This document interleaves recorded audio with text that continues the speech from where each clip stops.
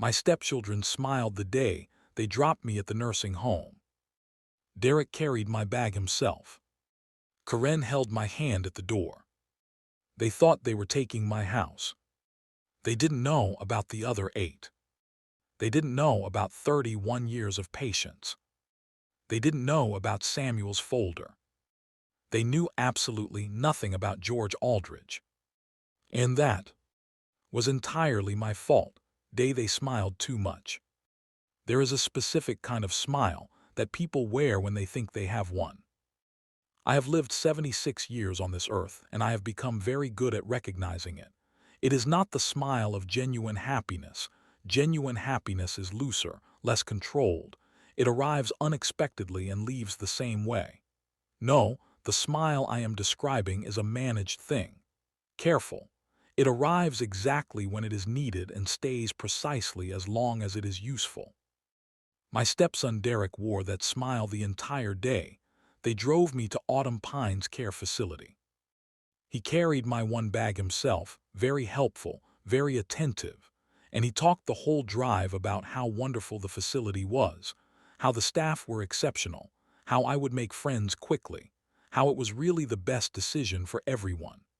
His wife Karen sat in the passenger seat and nodded at everything he said, occasionally turning to give me her version of the same smile from the front seat. Their daughter, my step-granddaughter Tiffany, sat beside me in the back and held my hand once briefly, performatively, and said, "We just want you to be safe, Grandpa George."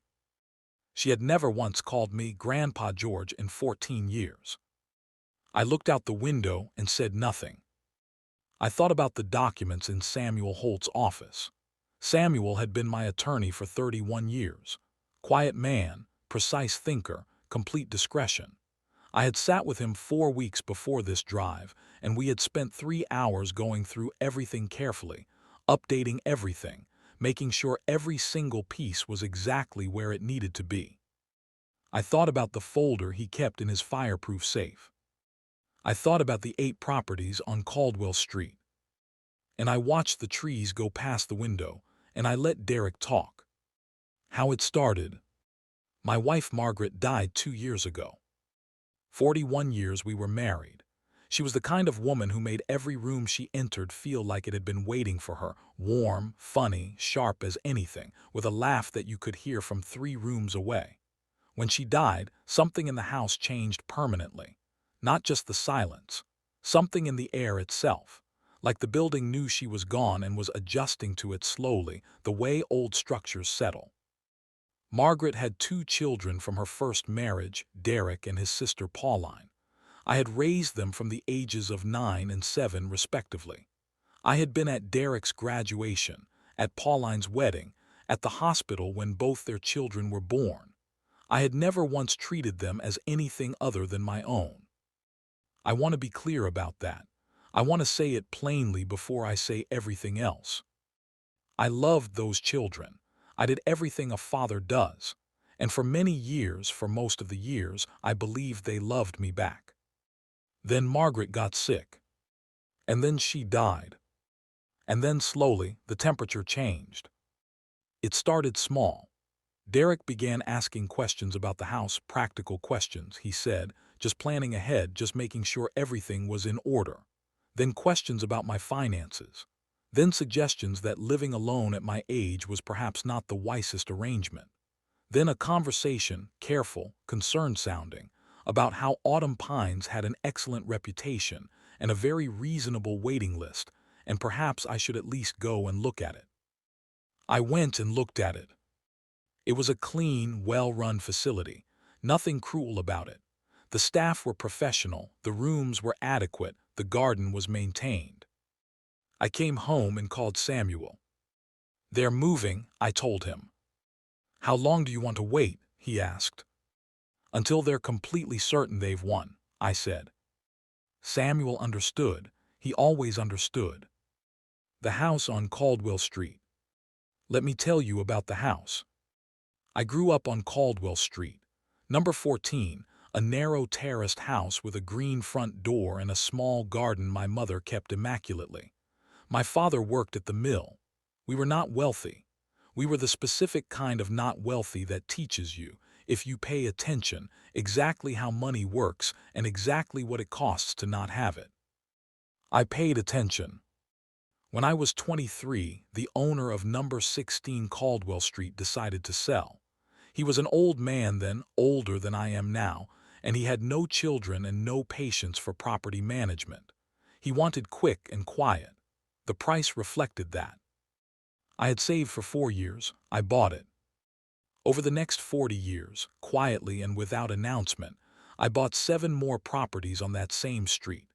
Not all at once, one every few years when the price was right, when the timing worked, when the owner wanted quick and quiet the way old Mr. Patterson had wanted it back in 1971. By the time Margaret died, I owned 8 of the 22 properties on Caldwell Street. Derek knew about the house we lived in. Margaret's house, our house, the one with the blue front door and the rose bed she had planted in 1987. That was the house he was interested in. That was the asset he had been quietly calculating since the funeral. He did not know about the other 8. Nobody knew. Not Derek, not Pauline, not Corinne, not Tiffany with her 14 years of silence followed by one sudden Grandpa George. Nobody except Samuel Holt and one very discreet property management company that had been collecting rent on my behalf since 1989. The room. My room at Autumn Pines was small but adequate. Single bed, single window overlooking the garden, a wardrobe, a small desk, a chair by the window where I could sit and read.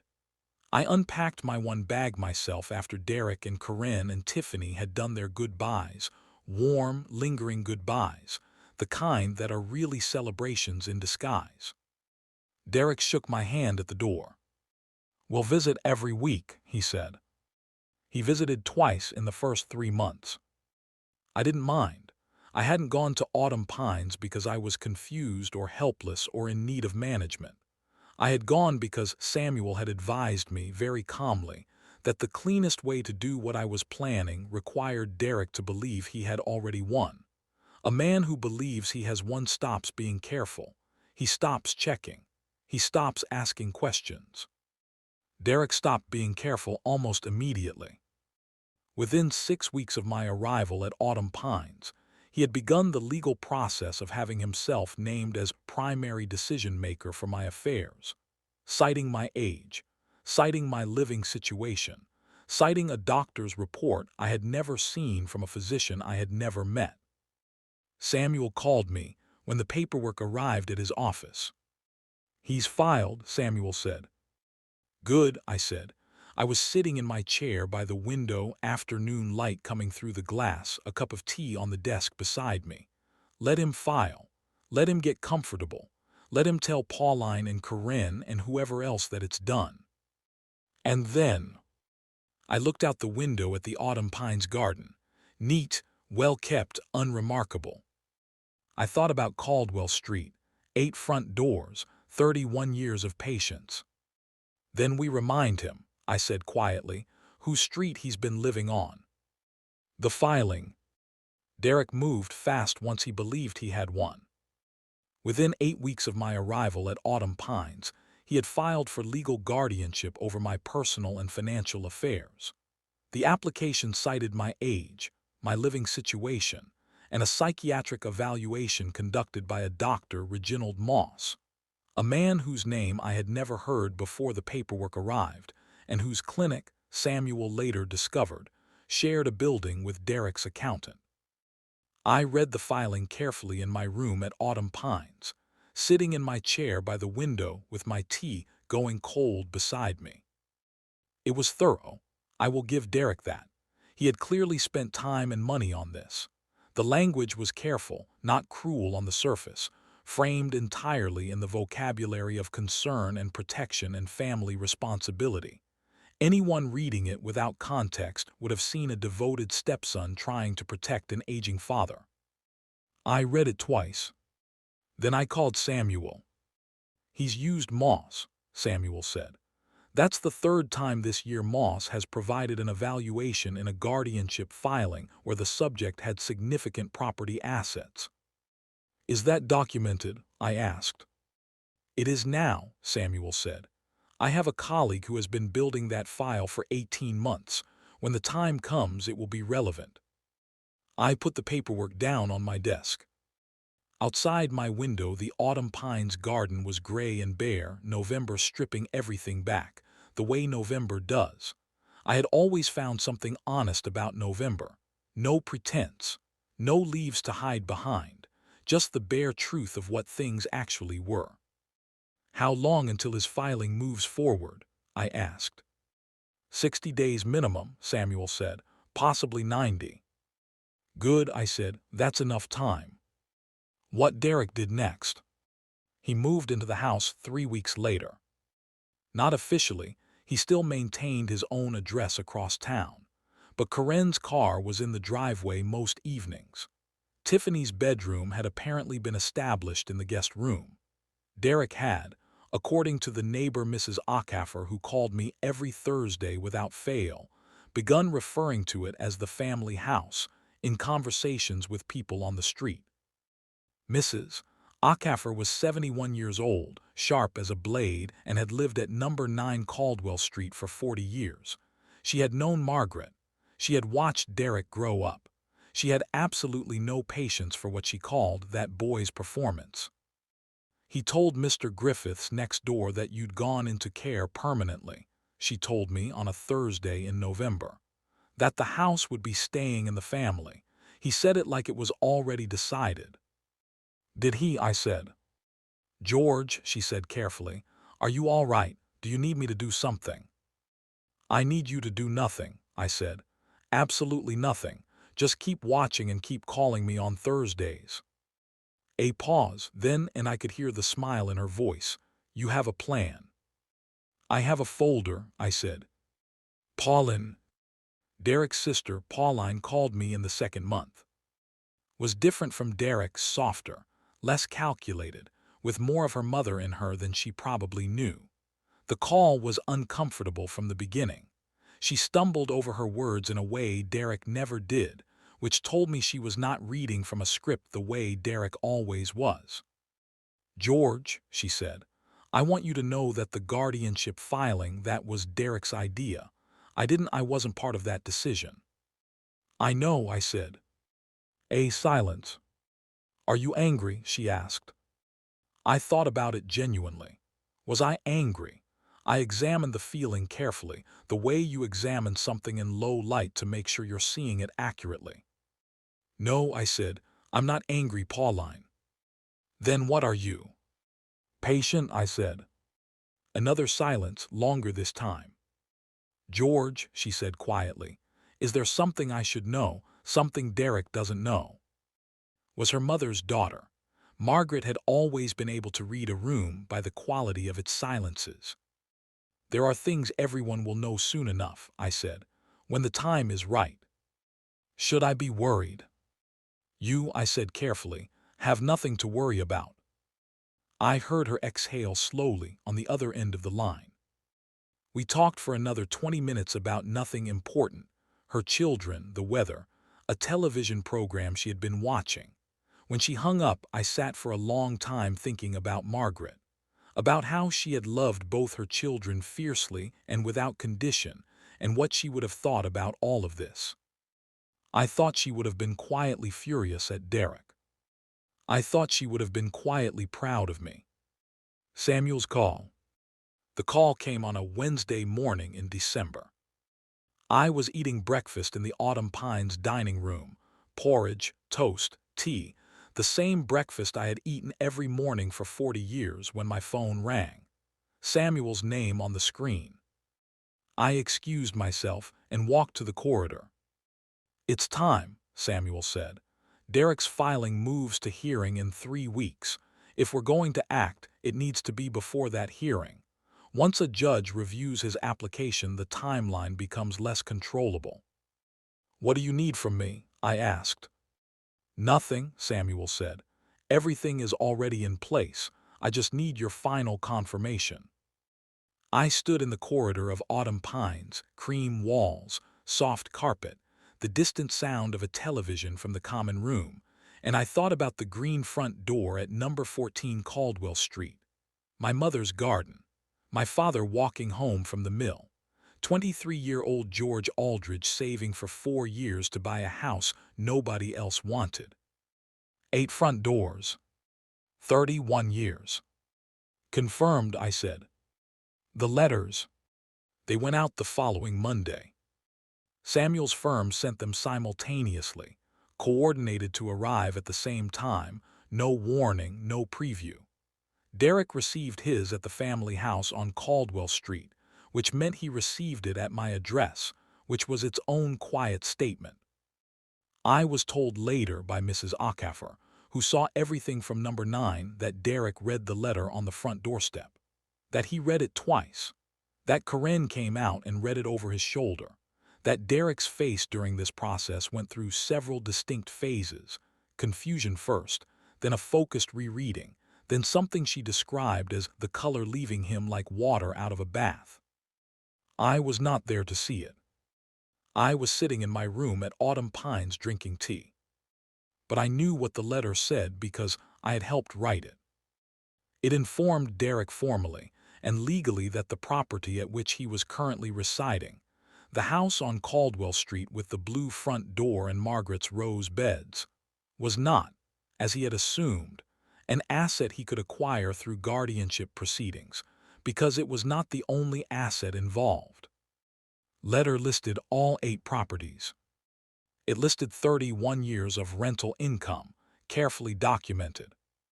It listed the current combined market valuation. It informed Derek that his guardianship application had triggered a comprehensive legal review of all related assets, and that any attempt to proceed with that application would now require him to account, in detail, to a court, for his actions over the preceding 3 months, the unauthorized occupation of a property, the engagement of a physician with a documented history of compromised evaluations, and several other matters Samuel's firm had been quietly documenting since October. The letter ended with one sentence.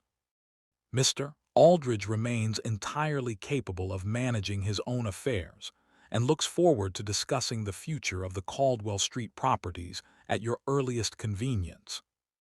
The phone call. Derek called me that same afternoon. I let it ring twice before answering. George, his voice was different. The performance was gone, stripped away completely, the way November strips leaves. What was underneath was something smaller and less certain than I had ever heard from him. Derek, I said. The letter, he started. Samuel's office will handle all formal communications, I said calmly. If you have questions about the legal process, please direct them there. George, I just want to. Derek, I kept my voice even. Not cold, I was not performing coldness. I was simply stating facts. You put me in a care facility so you could take my house. I want you to hear me say that plainly without any softening around it. That is what you did. Silence. The house, I continued, is one of 9 properties I own on Caldwell Street. The rental income from those properties has exceeded the value of the house itself every 4 years for the past 2 decades. You did not know that. You did not ask. You assumed you knew the full picture and you moved on that assumption. A long silence. Then very quietly, why didn't you ever tell us? I thought about that question. It was the most honest thing Derek had said to me in 2 years. Because, I said, the people who love you don't need to know what you're worth, and the people who need to know what you're worth don't love you. I let that sit for a moment. Samuel will be in touch about next steps, I said. Goodbye, Derek. I ended the call. Outside my window, the December garden was completely bare. I finished my tea. January. I left Autumn Pines on a Tuesday morning in January. No ceremony, no announcement. I packed my one bag, the same bag Derek had carried so helpfully 4 months earlier, said goodbye to the staff, who had been genuinely kind throughout, and walked out the front door into cold, clean winter air. Samuel was waiting in the car park. He was a small, precise man who had never once in 31 years raised his voice or made an unnecessary gesture. He was standing beside his car in his dark coat, holding a folder, and when he saw me, he nodded once, the nod of a man who has seen a long plan reach its conclusion and finds the result satisfactory. "How do you feel?" he asked as I got in. "Like going home," I said. We drove to Caldwell Street. The house. Derek had left it clean, I will say that. Whatever else had happened, whatever calculations had been running behind those careful smiles, he had not trashed the place or stripped it or done anything vindictive to Margaret's house. The rose beds were untended. Nobody had pruned them through the autumn, which would need addressing, but the house itself was clean and undisturbed. I stood in the hallway for a long moment. Margaret's coat was still on the hook by the door. I had never moved it. I didn't intend to. I put my bag down. I went to the kitchen. I put the kettle on. Some things are not complicated. The hearing. Derek's guardianship application was withdrawn before it reached the hearing. Samuel had advised him, through formal channels, that proceeding would require the court to examine the full circumstances of the filing, including Dr. Moss, including the unauthorized occupation of the property, including a series of financial inquiries Derek had made about my accounts in the weeks before my arrival at Autumn Pines. Inquiries he had made without my knowledge or consent. Derek withdrew the application on a Friday afternoon. Samuel called me to confirm. "It's done," he said simply. "And the other matter?" I asked. "Also resolved," Samuel said. "He has agreed to all terms." The other matter was this. As a condition of Samuel's firm not pursuing the full legal consequences of Derek's actions, the unauthorized occupation, the compromised medical evaluation, the financial inquiries, Derek had agreed to a formal legal settlement, not a large financial penalty. That was never the point. The point was a document, signed, witnessed, permanently recorded. A document in which Derek acknowledged, in plain language, exactly what he had done, and exactly what he had agreed never to do again. Samuel had insisted on plain language specifically. No legal softening, no passive constructions. No, it was agreed that certain actions may have been perceived as none of that. Plain language, clear sentences, Derek's signature at the bottom. I had asked Samuel why he had insisted on that particular detail, and he had said, simply, "Because in 31 years I have found that people who are forced to say plainly what they did have a much harder time pretending later that they didn't do it." I thought that was one of the wisest things I had ever heard. "Pauline." I called Pauline the week after I came home. She answered immediately, which told me she had been waiting for the call. We talked for a long time, longer than we had talked in years, longer perhaps than we had ever talked. She told me things about the past 2 years that I hadn't known, about conversations Derek had had with her after Margaret's funeral, about the plan that had formed slowly over months that she had been aware of but had not fully understood until the letters arrived. "I should have called you earlier," she said. "When I first realized what he was doing, I should have called you immediately." "Yes," I said, "you should have." I didn't soften it. She deserved honesty more than she deserved comfort at that moment. A silence. "Are you going to forgive me?" she asked. "I already have," I said. "Forgiving you and telling you the truth about what you should have done are not the same thing. You can have both." She was quiet for a moment, then she said, "You sound like Mum." Something tightened in my chest. "Good," I said. "What I did with the 8 properties. This is the part people always want to know. There is an expectation, I think, in stories like this one, an expectation of grand gestures, of selling everything dramatically or donating it publicly, or using it as a weapon in some final, visible way that makes the revenge complete and satisfying. That is not what happened. What happened was quieter and, I think, more honest. The house, Margaret's house, our house, number 17 Caldwell Street with the blue front door, I kept. Obviously, that was never in question. Of the remaining 8 properties, I made the following decisions over the course of that January and February, sitting at my desk with Samuel, going through each one carefully. 3 of them I placed into a trust. The trust was established in the names of Pauline's 2 children, my step-grandchildren, who had done nothing wrong and deserved to have something real waiting for them when they were old enough to use it properly. Samuel drew up the documents carefully. The trust was structured so that neither Pauline nor Derek could access or influence it. It belonged entirely to the children. When I told Pauline, she was silent for so long I thought the call had dropped. "George," she finally said, "you don't have to." "I know I don't have to," I said. "Margaret would have wanted it, and so do I." 2 properties I sold. The proceeds went to a housing charity that worked with elderly people facing exactly the kind of situation I had faced, people being displaced by family members who had decided, without permission, that they knew better. Samuel found the charity. It was well run and specific in its mission, and I felt good about it in the direct, uncomplicated way that you feel good about things that are simply right.